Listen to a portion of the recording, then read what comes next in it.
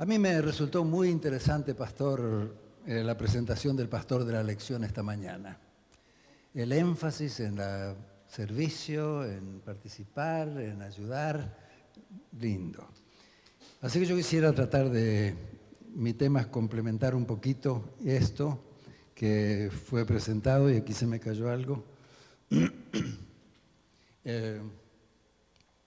¿Habían pensado ustedes que lo último que hizo Jesús, una de las últimas cosas que hizo Jesús antes de ascender, después de ya de la resurrección, fue dejarle a la iglesia? ¿Qué le dejó? Lo conocemos como la Gran Comisión. ¿Qué es la Gran Comisión? La tarea de predicar el Evangelio. Y dice Apocalipsis 17, el Espíritu y la esposa dicen, ven, y el que oye, diga, ven. Y desde que el Señor fundó la iglesia ha funcionado de esa manera. Todo ha habido eslabones en la cadena. Empezó así.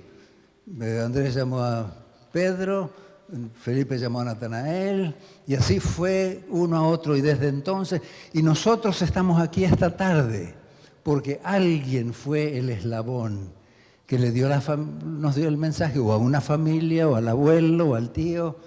Yo creo que si tuviéramos tiempo ahora y yo les preguntara a ustedes, yo creo que la mayoría podríamos identificar a alguien que fue el eslabón que nos dio, que hizo que el mensaje llegara a nosotros.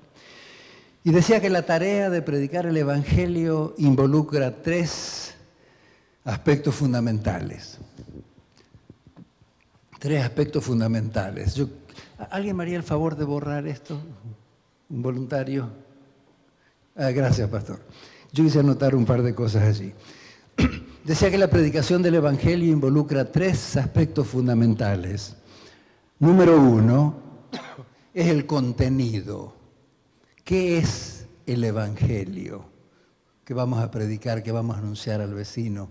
¿Qué vamos a hablar con la persona que encontramos y que cuando estamos viajando? ¿Qué es el Evangelio? El contenido. Y yo trataría de decir que parte de lo que yo traté de decir estos días acá es una ilustración, por lo menos, que es el Evangelio. Hay prioridades. Las prioridades son la cruz, la gracia de Dios, el Señor Jesús, nuestra vida de obediencia una vez que aceptamos a Él, y sin embargo el corazón de todos es el Señor Jesús. Así que yo pondría aquí, gracias Pedro, pondría aquí contenido. Y entonces yo les rogaría otra vez, como mencioné hace unos momentitos, que el contenido empieza con la gracia de Dios. Somos salvos por el Señor Jesús. Contenido. Y sin embargo, a medida que tenemos tiempo, avanzamos mucho más. Y tenemos que hablar después de profecías y de sábado y de estado de los muertos y bestias con cuernos. Todo eso viene más adelante. La salvación empieza por allí, el contenido. La mayor herejía es la perversión del Evangelio. Pablo dice en Gálatas, algunos que están viniendo diciendo que hay otro, no hay otro Evangelio. Es algunos que están pervirtiendo el Evangelio de Cristo, tratando de agregarle. Y entonces, alguien decía una vez, es más fácil dar buenos consejos que dar las buenas nuevas. Buenos consejos podemos dar todos. Si no, no comas eso, no comas lo otro, vístete así, toma mucha agua por la salud y los remedios naturales. Es fácil dar buenos consejos, pero las buenas nuevas, centradas en lo que es el corazón, a veces no es tan fácil.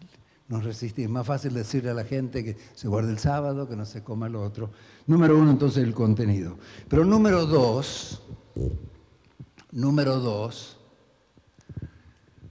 las estrategias, ¿cómo hacerlo? Estrategias.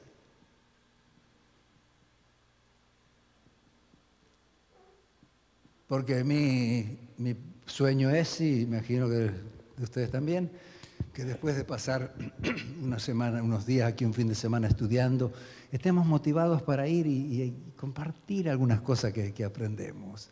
Estrategias, ¿cómo hacerlo? Y depende con quién hablamos. Si es una persona que es cristiana, una manera, si una persona que es católica de otra manera, si alguien que no cree de otra manera, las estrategias. Lo primero que encontramos en la Biblia, Natanael dice, hemos hallado al Mesías, ven y ve. Traer a alguien que escuche, a lo mejor nosotros no podemos explicar mucho, pero traerlo para que expliquen. Sean vuestras palabras siempre con gracia, sazonadas con sal. La señora juez dice algo interesante. En algunos casos, el modo en que se presente la verdad determinará si la aceptan o la rechazan. Es lo que decíamos hoy. Algunos a lo mejor la de tal manera que no es fácil. El modo, la manera en que se presenta. Depende con quién, depende con cuánto amor y con cuánto cariño lo hacemos. Decir una cosa fuera de lugar con alguien puede... Déjame contar algo que me contaron cuando yo era muchacho. Y lo contó mi madre, así que debe ser cierto. Aunque nunca lo pude comprobar y tal vez no sea, pero ilustra eso. Dice que había un pastor que siempre motivaba a la iglesia para que salgan a hacer obra misionera, para que compartan el evangelio. Y había un miembro de la iglesia, un muchacho que era muy tímido, no se animaba a hablar y cada vez que el pastor decía eso, sufría. Decía, si para entrar al reino hay que llevar a alguien, porque él decía, nadie va a llegar solo al reino. Él decía, yo creo que yo no voy a llegar. Porque si tengo que compartir, yo tímido, y cada vez que el pastor hablaba de eso, ay, pero cómo sufría. Y un día no aguantó más y decidió que iba a hacer algo. Era peluquero. Así que se prometió, él dijo, el lunes a la primera persona que venga a mi peluquería para atenderse, le voy a decir algo. Yo no sé qué le voy a decir, pero le voy a decir, pero no aguanto más ya. La presión es tan fuerte. Así que fue el lunes tempranito a la peluquería, limpió todo, se sentó, esperando que nadie viniera. Porque había prometido que le iba a decir. Y de pronto llega un señor, bastante grande, alto, y se sienta para que lo rasure, para que lo afeite. Y vieron como los peluqueros lo recuestan así para atrás en la silla. Y entonces este muchacho agarró el jabón y empezó a jabonarlo. Y al hombre le llamaba la atención porque lo estaba jabonando un poco más de la cuenta. Y como lo veía un poco nervioso, como quería decir algo y no le salía y seguía jabonando. ¿Qué le pasa que me jabona tanto? Y seguía jabonando y jabonando. Y por ahí finalmente acabó de jabonarlo. Pero entonces tomó la navaja y empezó, vieron como la sientan así la navaja, la sientan, y otra vez estaba sentando la navaja más de la cuenta. Y el hombre ahí así, con un ojo lo miraba y sentando la navaja. Y de pronto este muchacho le salió para decir, dígame, ¿usted está listo para morir? Y el hombre saltó de la silla y salió corriendo por la calle. O sea, yo creo que si él, lo que quiso decirle era, si usted no está listo para morir, necesita al Señor, algo así. Pero tal vez si eso lo hubiera dicho en un funeral, hubiera estado bien, ¿verdad? Está el funeral y decir, usted está listo, pues todo es una tumba abierta ahí. Pero el Señor con el pescuecito así, el otro con la navaja en la mano, perdió el cliente y perdió porque no pudo hacer nada. Y entonces, número 3, además del contenido, que debemos ser bíblicos y predicar el Evangelio. Número 2, cómo lo hacemos, las estrategias. Y número 3, nuestra propia experiencia con el Evangelio que vamos a tratar de presentar a otros. Nuestra propia experiencia.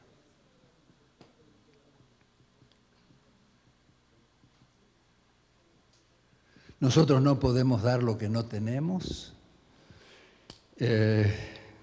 Alguien dijo que compartir el Evangelio es un mendigo diciéndole a otro mendigo dónde se encuentra el pan.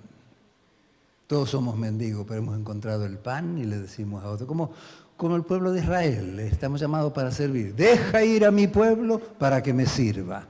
Deja ir a mi pueblo para que me sirva. Constantemente el pueblo liberado debía servir, compartir la liberación que habían recibido. ¿Por qué nos pide el Señor que hagamos algo? El pastor explicó también esto esta mañana que yo lo voy a saltear. ¿Por qué nos pide que nosotros cooperemos? No es tanto por aquel, es por este, para nuestro propio crecimiento, para nuestro propio bien.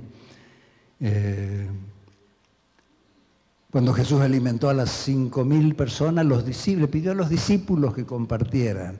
Llenaban las canastas y se iban a repartir y volvían cuando se había vaciado la canasta, la cesta. Si hubieran guardado, no hubieran recibido más. Pero cuando se vaciaba y compartían, recibían más. Senahua dice que el que recibe y no da, eventualmente pierde la capacidad de recibir. Tenemos que dar y tenemos que compartir. Y yo creo que el Señor nos pide no solamente para nuestro gozo aquí, sino para nuestro gozo futuro.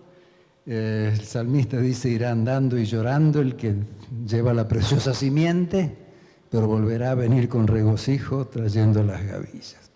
Y yo quisiera esta hora, estamos hablando de eslabones en la cadena, que alguien nos dio el mensaje, el espíritu esposa dicen ven, el que oye diga ven. Yo quisiera contarle algo de uno de mis héroes, una persona que yo admiro mucho, que quiero mucho, no la conocí, ustedes tampoco, pero todos ustedes oyeron el nombre, uno de los pioneros en la iglesia adventista, el pastor J.N. Andrews. Ustedes saben que la universidad que tenemos allí, Andrews, es en honor a este pastor, que fue el primer misionero enviado fuera de Estados Unidos. Era teólogo, era escritor, él creía que había aprendido más o menos el Nuevo Testamento de memoria, de noche estudiaba y de día trabajaba, a los 25 años tuvo que tomar un descanso porque estaba gastado ya, y así es, y se fue a Europa como el primer misionero, aceptó a Cristo cuando tenía como 13 años y le sirvió toda su vida. Y entonces cuando salió de Estados Unidos, la gente le hacía la guerra porque su esposa había muerto un tiempo antes, tenía 2 hijos, María y Carlos, y decía, no te vayas tan lejos, Suiza, en aquel tiempo Europa estaba lejos. Y entonces se embarcaron de Massachusetts y él escribió una nota antes de salir. Y nosotros en Andrews, cuando tenemos la graduación, se entregan todos los diplomas, todo, y lo último que hacemos es ponernos todos de pie y leer un pedacito de la carta que escribió el pastor Andrews antes de salir en 1876. Y ahora, al partir, nos encomendamos a la protección misericordiosa de Dios y en forma especial pedimos las oraciones del pueblo de Dios para que su bendición nos acompañe en esta tarea sagrada. Y entonces salimos todos después de eso. Ustedes saben alguna cosa interesante. Cuando llegaron a Suiza, no sabían el idioma francés. Y yo tengo aquí algo muy interesante que pasó. Llegaron a Suiza y firmaron un pacto, él y los 2 hijos. Yo encontré esto en Andrews, hice una copia, y el pacto sencillamente dice algo interesante. Por este compacto nos ponemos de acuerdo los 3 que vamos a usar solamente el idioma francés en nuestra conversación el uno con el otro. No vamos a apartarnos de este arreglo, al menos que sea por mutuo acuerdo, si existiera una causa fundamental, y pedimos a Dios que nos ayude a hacer. ¿Qué cosa es eso? ¿Qué entusiasmo? No vamos a hablar nuestro idioma porque queremos aprender rápido el francés para poder hacer la obra de Dios. Yo tengo aquí creo que tengo aquí una foto del pastor Andrews. En aquel tiempo se dejaban la barba. Y estuvieron, esta vez en Suiza, 2 años después de haber llegado, ya estaban publicando una revista en francés que se llamaba Señales de los Tiempos. 2 años ya estaban funcionando en francés. Poco tiempo después, ustedes saben, Mary, la hijita, que estaba ayudando mucho con la revista, se enfermó. Le dio tuberculosis. Y en aquel tiempo, pues lejos y eso. y cada vez peor. Y en ese momento lo llamaron al pastor para que volviera a Estados Unidos para una reunión de la Asociación General en Battle Creek, y él se trajo a su hijita. Y nada de venir en avión en aquel tiempo, el barco. ¿Cuánto tiempo habrá tardado el barco para llegar? Y la hijita tosiendo. Y él la puso, él quería llevarla al hospital del doctor Kellogg en Battle Creek. Así que allí la llevó. Y ustedes saben la historia, creo la mayoría. Algunas semanas después, el pastor Andrews regresaba a Suiza y María quedaba en el cementerio ahí en Battle Creek, que ella murió. Y poco tiempo después, unos 3 años después, se enfermó él también de tuberculosis. Y también bastante enfermo. Algunas personas que lo visitaban decían que él lloraba mucho en la cama. Y sin embargo decía que pide a Dios que me dé más fuerza. Tengo artículos empezados, libros empezados, que el Señor me dé para poder compartir. Y cuando faltaban unas pocas semanas, un par de meses para morir, él escribió una carta al pastor Uriah Smith, que era el editor de la revista Adventista. Fíjense un par de cosas que dice. En este momento presente veo, debido al avanzado de mi enfermedad, estoy mirando a la muerte en su propio rostro. Te va a tocar a ti mencionar de mi muerte en la revista Adventista. Te ruego que hagas de la manera más breve y simple posible. Solemnemente te ruego que excluyas todo elogio. La tercera parte de una columna va a ser suficiente para decir lo que... Y sigue hablando. Yo no merezco. ¿Qué hice? Un tremendo hombre de Dios. Yo creo que ustedes conocen más o menos muchos de la historia hasta aquí donde yo la he contado. Yo quisiera contarles una partecita ahora que tal vez algunos de ustedes no conocen.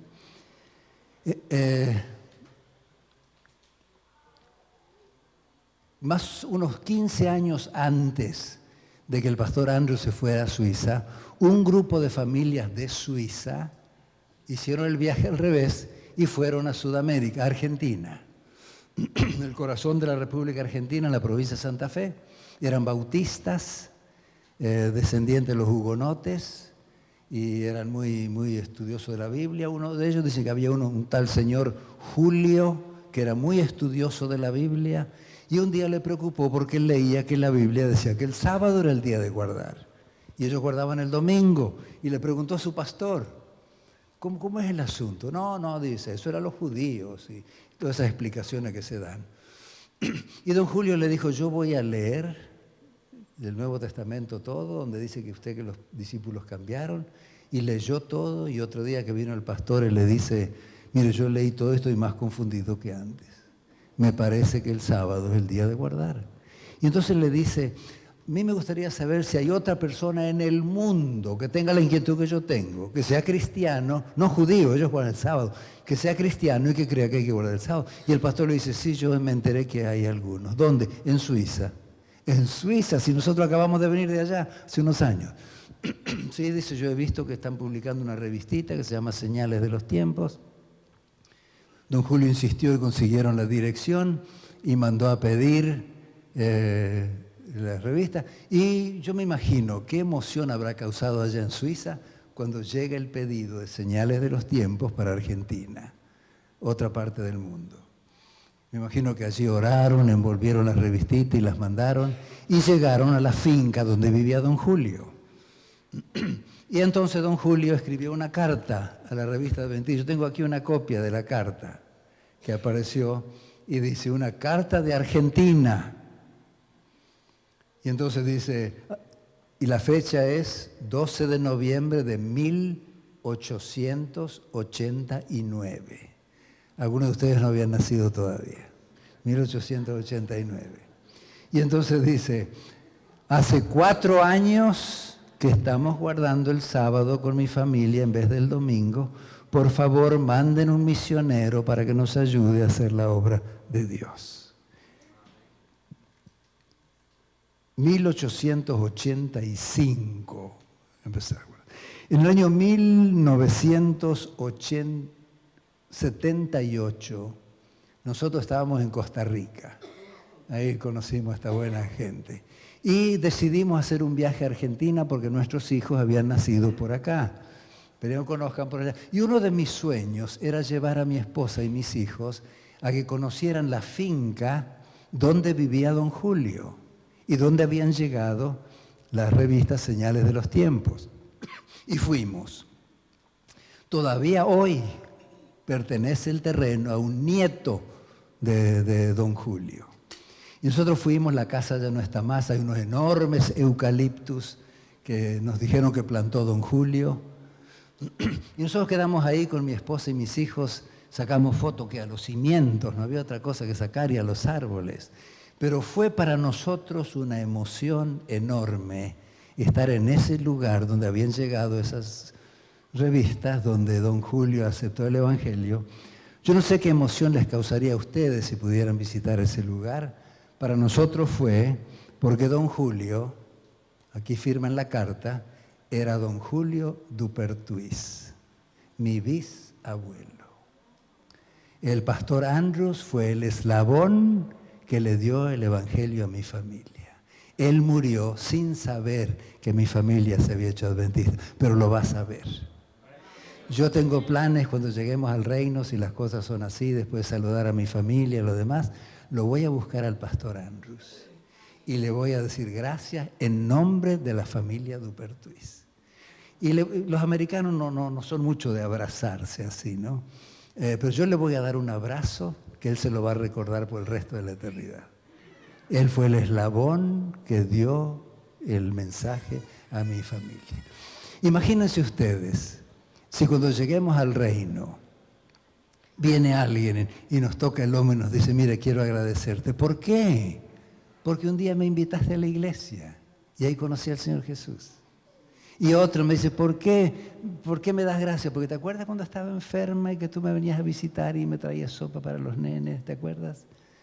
¿Te acuerdas cuando estaba en la cárcel y que tú me visitabas? ¿Te acuerdas? Tú me llevaste. Y yo me imagino que el reino va a ser más lindo cuantas más personas encontremos que hayamos tenido parte por la gracia de Dios para ayudar. El espíritu y la esposa dicen, ven, y el que oye diga, ven, y así va a seguir el Evangelio agregando eslabones a la cadena hasta que el Señor Jesús venga. ¿Qué nos queda? Cumplir con la tarea que el Señor nos ha dado. Poner la mano al arado, no mirar atrás. Yo quiero decirle, pastor, que fue un privilegio. Yo agradezco el privilegio de estar aquí, la atención de ustedes, la paciencia de ustedes. Que Dios les bendiga mucho. Voy a seguir con interés el trabajo de ustedes, la iglesia acá. Y si no pasa mucho antes, por lo menos allí en el reino nos vamos a ver por la gracia de Dios. Que Dios les bendiga. Gracias por la linda atención que tuvieron. Muchas gracias, pastor. Quiero decirles, hermanos, que viene algo muy importante.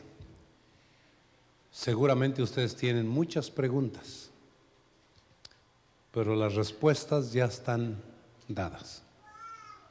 En los libros que ustedes tienen, ya el pastor respondió muchas de esas preguntas. Sin embargo,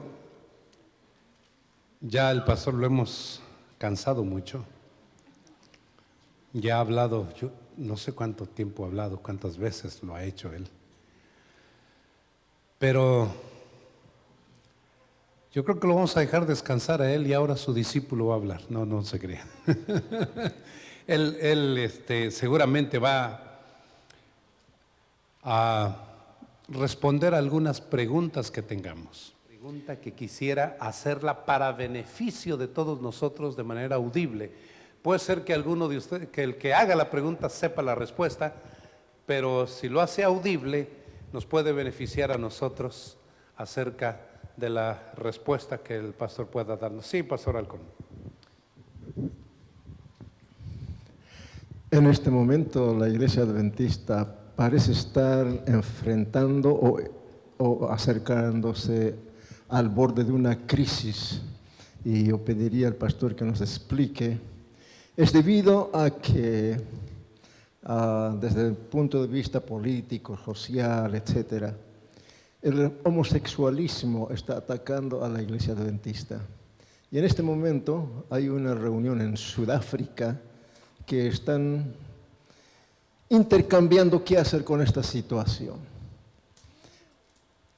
Y no sé los detalles, creo que el pastor nos podría dar algunos detalles específicos.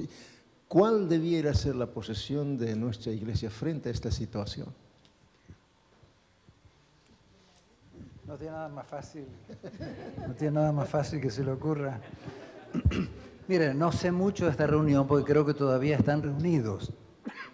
O terminaron, este fin de semana estaban reunidos. Yo entiendo, lo poco que he oído cuando anuncian la reunión, que están estudiando la posición, cómo es el título, creados a la imagen de Dios, creo que es el título bajo el cual trabajan. Y la idea es tratar de aclarar cuál debe ser la posición de la Iglesia Adventista en cuanto a este tema que está, pues, hay muchas iglesias cristianas que han doblado las manos, hay obispos homosexuales ordenados en algunas iglesias. Así que yo explique qué está pasando en esa reunión, lamento mucho, pero no sé nada porque todavía no creo que han terminado y no se ha publicado nada. Lo que yo podría decir, por ejemplo, mi punto de vista.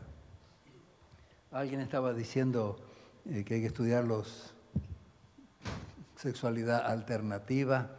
Yo creo que cuando yo miro la Biblia no hay tal cosa como sexualidad alternativa.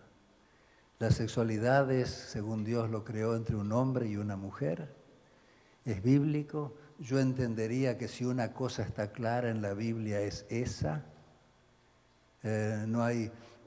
Hay otros temas que se puede discutir, inclusive tal vez algunos que el sábado, porque Jesús resucitó el domingo, el asunto de la ordenación de la mujer, algunos que sí, que no, se puede discutir. Pero yo creo que en cuanto a ese tema no hay discusión. No hay una sola cosa que yo encuentro en la Biblia que podría favorecer, que podría abrir la puerta para discutir eso. No hay. Todo lo que dice en cuanto a eso es completamente condenatorio, negativo. Así que mi impresión es que yo no sé cuál es lo que están decidiendo. Yo espero que decidan bíblicamente. Y sin embargo, pues yo pensaría que personas que tienen ese problema no tenemos que desecharlos. Son personas. Yo entendería también, no sé qué piensan ustedes, que una cosa es la inclinación y otra es la práctica homosexual. Yo creo que todavía no está muy definido. Algunos creen que unas personas nacen con esa inclinación. Otros creen que más bien se hacen con la familia, depende cómo, si no hay un padre y todo lo demás. Yo no sé. Yo he tenido en mi caso, en mi ministerio, que hablar con algunas personas que tienen esto. Y me ponían en problemas. Estaba en Montemorelos, un muchacho de segundo año de teología. Viene y me dice, pastor, quiero hablar con usted. Hicimos una cita en la oficina y entonces comenzamos a hablar.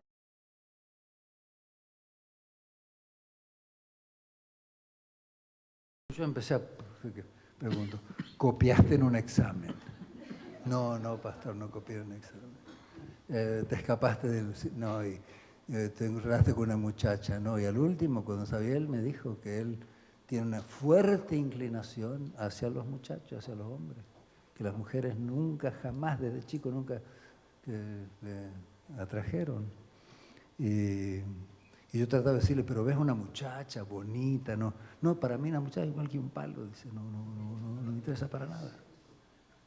Y él me decía, pastor, usted y Dios son los únicos que lo saben, y yo sufro y agonizo, y le pido a Dios que me cambie. Yo no sé qué podría hacer con ese muchacho.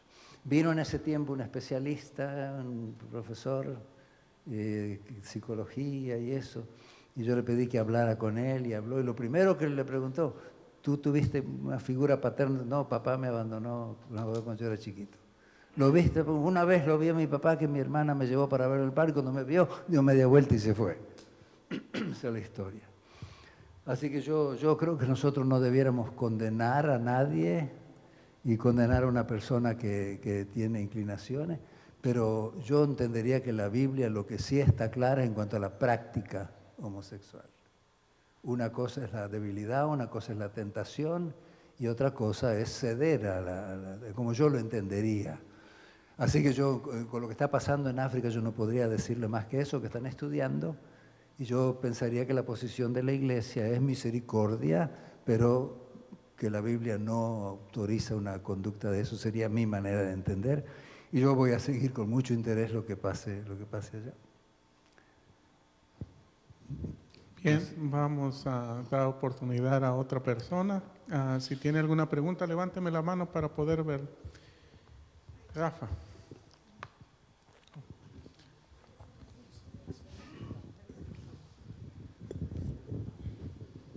Pastor, yo he leído el libro Eventos de los Últimos Días y eso es lo que a mí me ha puesto a pensar, no que el protestantismo se va a unir a la católica, porque eso ya está pasando, pero mi pregunta es que Elena G. de White dice que la iglesia adventista se va a unir al mundo.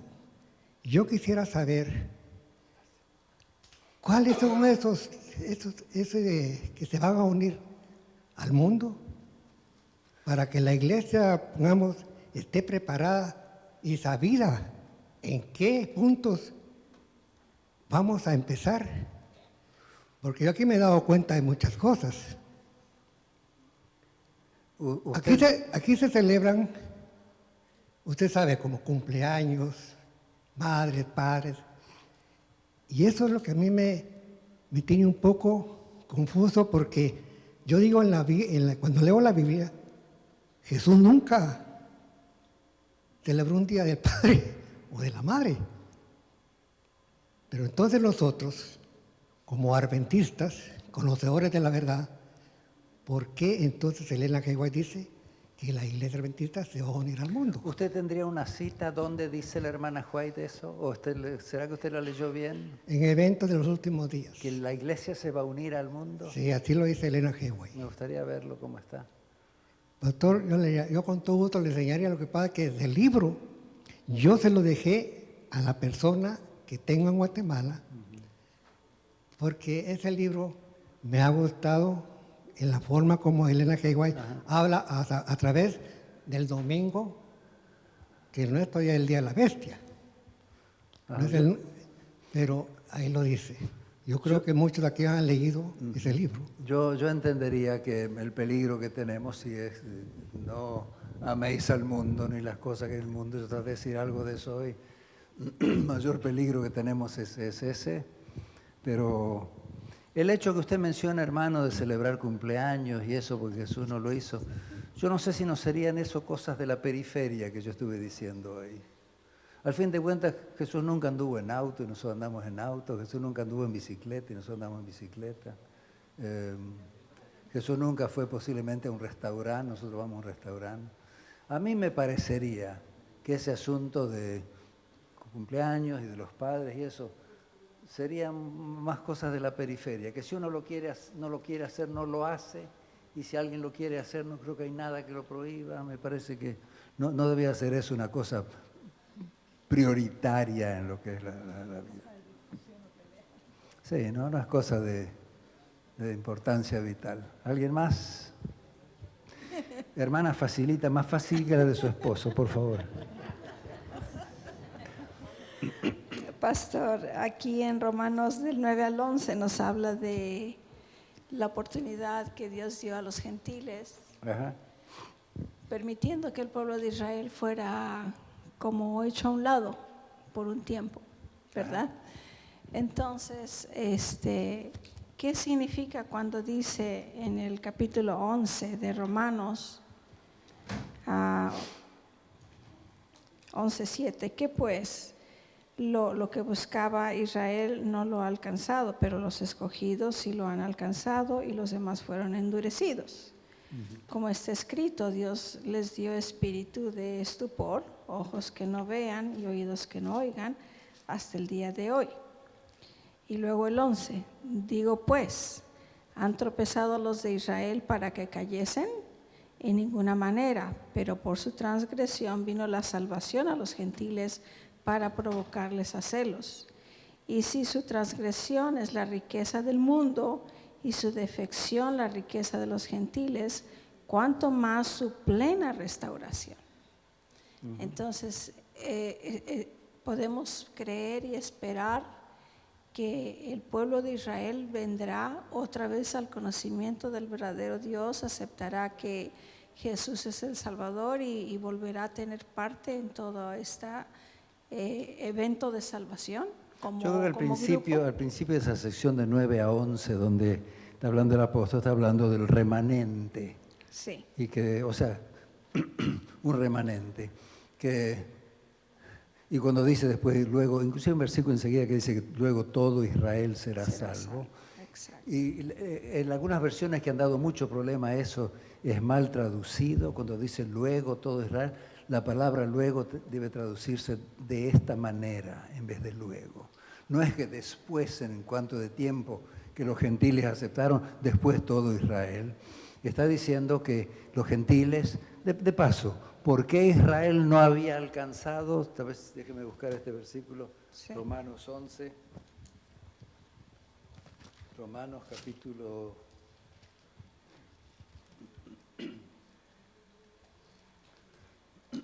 capítulo 9, versículo 30 en adelante. ¿Qué pues diremos? ¿Que los gentiles que no iban tras la justicia han alcanzado la justicia, es decir, la justicia que es por la fe? Mas Israel que iba tras la ley de justicia no alcanzó. ¿Por qué? Porque iban tras ella no por fe, sino por las obras de la ley y tropezaron. ¿Qué fue ¿Por qué Dios rechazó a Israel? Porque ellos rechazaron a Dios. Buscaban su propia justicia. Y entonces los gentiles van a entrar, no todos los gentiles. Dice, la plenitud de los gentiles no es todos los gentiles. La plenitud es todo el número que va a aceptar. Dice, y entonces de la misma manera Israel va a ser salvo. No otra vez siguiendo la ley como lo hacían antes, sino por fe en Jesucristo. En otras palabras, los que se salven de Israel va a ser el remanente que hablaba, va a ser de la misma manera como se salvan los gentiles, que ellos habían desechado anteriormente porque creían que la salvación era por obediencia a la ley. Y algunas versiones han traducido porque dice, y entonces, no, es de esta manera, de la misma manera como los gentiles se salvan, se va a salvar todo el remanente de todos los de Israel que se salven, van a salvarse por la fe, porque no hay otro camino, yo entendería. Así que no esperamos que No. el pueblo de Israel de pronto, muchos, casi todos se conviertan al Yo no creo que ninguna. Okay. La iglesia tomó el lugar del pueblo de Israel. Inclusive el sábado pasado me tocó a mí enseñar la lección de la escuela sabática en un lugar. Yo le pregunté a los hermanos, ¿por qué eligió Jesús 12 discípulos? Y una razón es porque esos suplantaban a las 12 tribus de Israel. Las 12 tribus de Israel era el pueblo de Dios, la base era las 12 tribus, y ahora el Señor dice, no, mis apóstoles son la base del nuevo Israel, de la iglesia. Y el nombre de los 12 apóstoles va a estar en los muros de la ciudad, etcétera, etcétera. Así que después, cuando Israel rechazó, no como individuos, pero dejó de ser el pueblo de Dios en esa manera, y la iglesia es el vehículo ahora para la predicación del Evangelio. Amén. ¿Alguien más?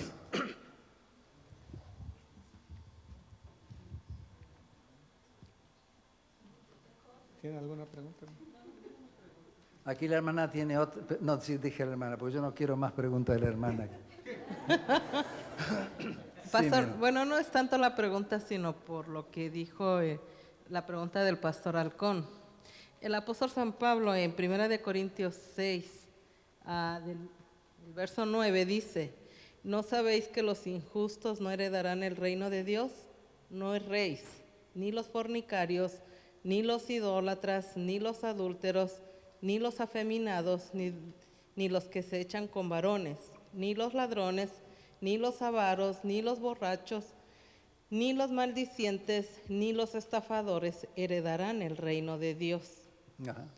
Entonces, yo pienso que En ese sentido, la iglesia tiene que tener misericordia, pero debemos estar claros como hijos de Dios. Dios creó un hombre y una mujer, y solamente Dios es el que va a hacer lo demás. Pero ahí está dando. ¿Podría aclarar un poquito más qué quiere decir usted con eso, que Dios va a hacer lo demás?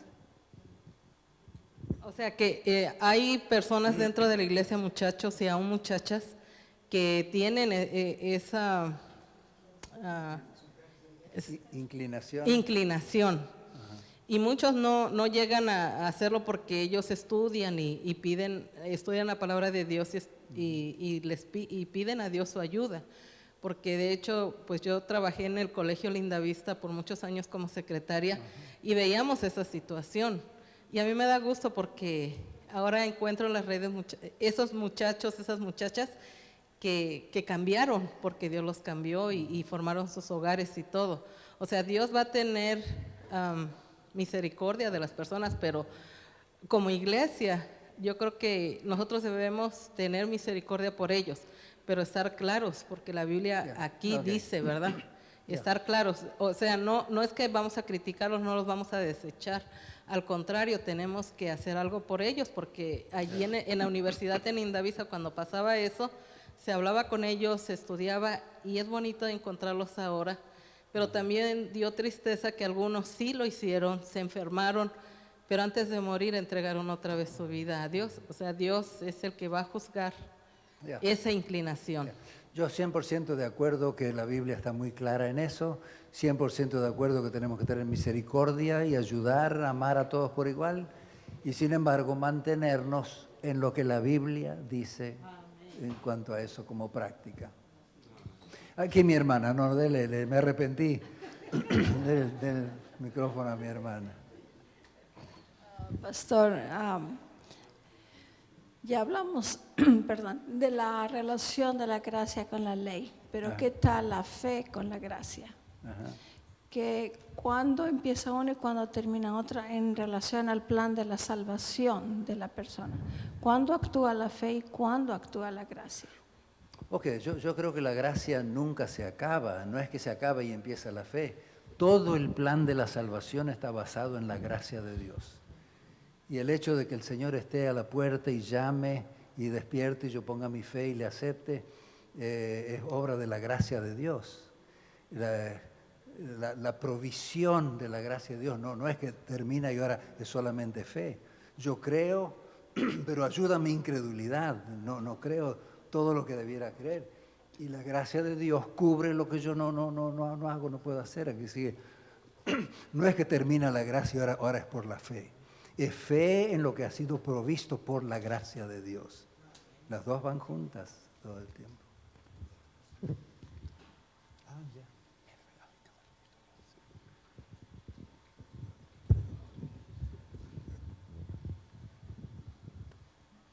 No es pregunta, no se asuste, pastor. Solo quiero reforzar lo que nuestra hermana dijo. Mi suegra me conoció cuando vivía en el mundo, y era del mundo. Y yo soy uno de esos dos de la cruz. Pero es el que le dijo, acuérdate de mí, ¿verdad? Y se acordó de mí Dios, y aquí estoy por gloria a Dios. Entonces, mi suegra no creyó. Ahora ya creyó, después de mucho tiempo, pero cuando recién yo me casé y luego me bauticé, pues claro, Dios hizo un cambio en la vida, tanto de mi esposa como mío. Entonces mi suegra me saca ese texto, ¿verdad?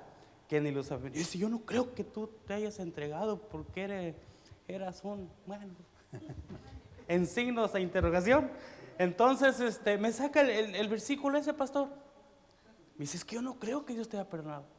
Pero muchas veces leemos nada más lo que nos interesa. Y yo le dije a mi suegra, léale otro texto más abajito. Y dice así, y estos eras unos de vosotros, pero ahora habéis entregado tu vida a Cristo Jesús y has sido lavado tus pecados con la sangre del Cordero. Así es que no hay ningún problema para el homosexual y no hay justificación para nadie, porque hay un Jesús todopoderoso que todo lo puede cambiar. Y como dice un panameño, y demuestra un botón, aquí estoy yo, que era un drogadicto, adicto a las drogas, y Jesús me rescató desde donde yo estaba. y me ha enseñado muchas cosas y glorifico a Dios y doy gracias a la iglesia adventista por aquellos fieles, porque me han servido testimonio a mí. Y gloria a Dios por pertenecer a un pueblo que es en Cristo Jesús. Y quiera Dios que todos estemos un día en la mansión celestial. Gracias, hermano. Qué lindo. Yo imagino que lo que dice el hermano en mayor o menor medida Dios lo ha hecho con todos nosotros. Él tiene un problema, otros tenemos otro problema y algunos son más difíciles, pero gracias, hermano. De verdad aprecio su testimonio, fabuloso. Qué lindo. Gracias a Dios. Y el Señor sigue haciendo. La señora Juárez tiene una cita tan linda que dice: Dios está haciendo experimentos de gracia en los corazones humanos. Y en los que responden hace maravillas. Y aquí tenemos una maravilla. Qué lindo. Gracias. No es pregunta, pastor, sino en relación con lo que se dice que la iglesia adventista se va a unir con la iglesia católica. La hermana Juárez no dice eso ni en eventos finales. Lo que la hermana Juárez dice, que cuando la moda, cuando muchas cosas estén haciéndose en la iglesia, Jesús está por próxima a venir. ¿Por qué? No somos perfectos, somos imperfectos. Cada día tenemos que aferrarnos a la gracia de nuestro Señor Jesús, que Dios nos da la gracia a través de Él. Y confiando en esos méritos. ¿Por qué? Porque el remanente de Dios estamos dentro aquí. Muchos saldremos de aquí si no estamos tomados de la mano de Dios. Y muchos de afuera vendrán a ocupar nuestros lugares. Pero el remanente sale de aquí. Yo nunca he estudiado el espíritu de profecía, he estudiado eventos de los últimos.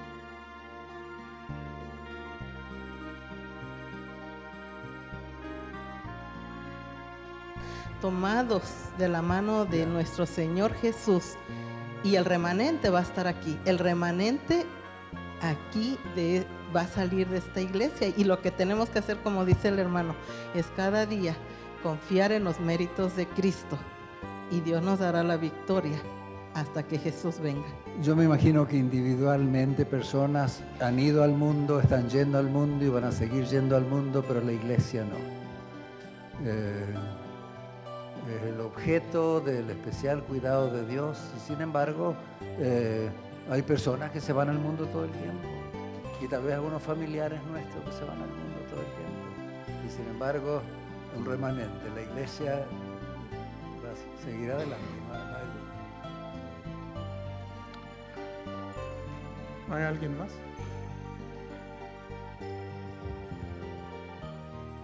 Aquí perdí, el hermano todavía tiene una pregunta. Hermano. Ya vamos a dejar descansar al pastor, hermanos. Mejor que lea los libros.